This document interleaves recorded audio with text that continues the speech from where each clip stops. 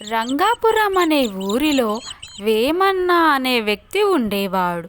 అతడికి శారదమ్మ అనే భార్య ఉండేది. ఇద్దరూ పెద్దలను ఎదిరించి మరీ పెళ్లి చేసుకున్నారు. శారదమ్మ, మనం పెళ్ళైతే చేసుకున్నాం గాని మనం బతకడానికి డబ్బు కావాలి కదా. నేను బయటకు వెళ్ళి ఏదైనా పని చూసుకొని సాయంత్రం వచ్చేటప్పుడు సరుకులు, ఇంట్లో కావలసిన వస్తువులన్నీ తీసుకొస్తాను. అప్పుడు శారదమ్మ భర్తతో, అలాగేనండి, నేను మీకోసం ఎదురు చూస్తూ ఉంటాను, తొందరగా వచ్చేయండి. వేమన్న పని కోసం బయటకు వెళతాడు. పొద్దుననగా వెళ్ళిన భర్త ఇంకా రాకపోయేసరికి రాధమ్మ కంగారు పడుతూ ఉంటుంది.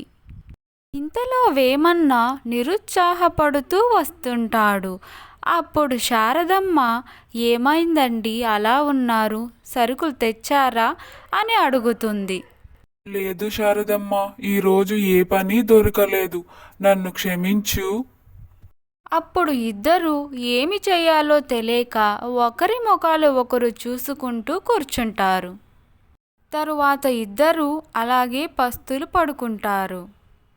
ఏవండి, లేవండి, తెల్లవారింది, ఈరోజైనా ఏదైనా పని దొరుకుతుందేమో చూడండి వెళ్ళి. అప్పుడే తెల్లవారిపోయిందా శారదమ్మ? సరే అయితే ఈరోజైనా వెళ్ళి ఏదైనా పని దొరుకుతుందేమో చూస్తాను అంటూ దేవుడిని ప్రార్థించుకొని పని కోసం బయలుదేరుతాడు వేమన్న. పని కోసం ఊరంతా తిరుగుతూ ఉంటాడు. ఇంతలో చిన్ననాటి స్నేహితుడొకడు కనిపిస్తాడు. ఏరా రఘు, బాగున్నావా? బాగున్నానురా, నువ్వెలా ఉన్నావు? ఇంతకీ శారదమ్మ ఎలా ఉంది?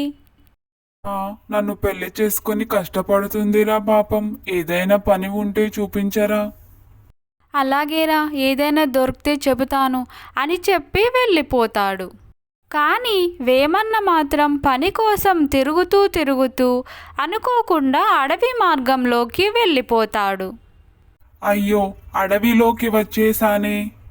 వేమన్న అలా అంటుండగానే చుట్టూ పొగ అల్లుకుంది. ఇంతలో ఒక విపరీతమైన నవ్వు వినిపించింది.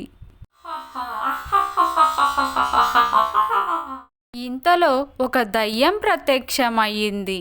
ఎవడివిరా నువ్వు, ఇక్కడికొచ్చావు? మానవులు ఇక్కడికి రాకూడదు, ఇక్కడికొచ్చిన వాళ్ళెవరూ తిరిగి వెళ్ళలేదు, ఇప్పుడు నిన్ను నేను తినేస్తాను అంటూ దయ్యం వేమన్న దగ్గరకు వస్తోంది. అప్పుడు వేమన్నకి ఏం చేయాలో తెలియక, తల్లి, నన్ను క్షమించు, ఇది నీ దారని తెలియదు, పని కోసం వెతుక్కుంటూ దొరకపోయేసరికి ఏం చేయాలో తెలియక ఈ దారిన వచ్చేశాను, నన్ను క్షమించు తల్లి అంటూ బ్రతిమిలాడుకున్నాడు. అప్పుడు దయ్యానికి జాలి వేసి, సరే అయితే నిన్ను నేను 3 ప్రశ్నలు అడుగుతాను, 3 ప్రశ్నలకు సరిగ్గా సమాధానం చెబితే నిన్ను వదిలేస్తాను, లేకపోతే నిన్ను తినేస్తాను అని చెప్పింది దయ్యం. సరే తల్లి, అడగండి. అప్పుడు దయ్యం, మనిషి దేనే విడచి సర్వజనాదరణీయుడు, శోకరహితుడు, ధనవంతుడు, సుఖవంతుడు అగును? గర్వం, క్రోధం, లోభం, తృష్ణ తల్లి. అప్పుడు దయ్యం, ఇది నా 2వ ప్రశ్న, డంబం అంటే ఏమిటి? తన గొప్ప తానే చెప్పుకోవడమే డంబం తల్లి. 2 ప్రశ్నలకు సరిగ్గా సమాధానం చెప్పావు.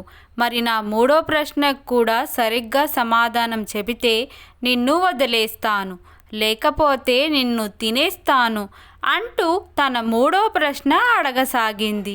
బాటసారికి, రోగికి, గృహస్థునకు, చనిపోయిన వారికి బంధువులెవరు?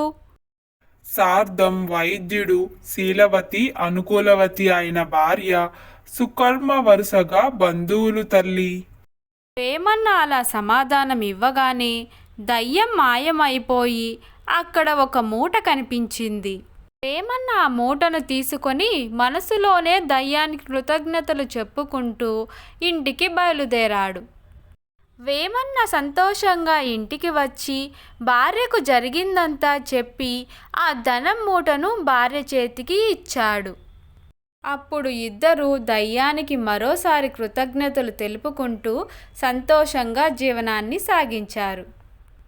అందరికీ నమస్కారం. మీకు గనుక నా స్టోరీ నచ్చినట్లయితే please like, share, subscribe to my channel. Thanks for watching.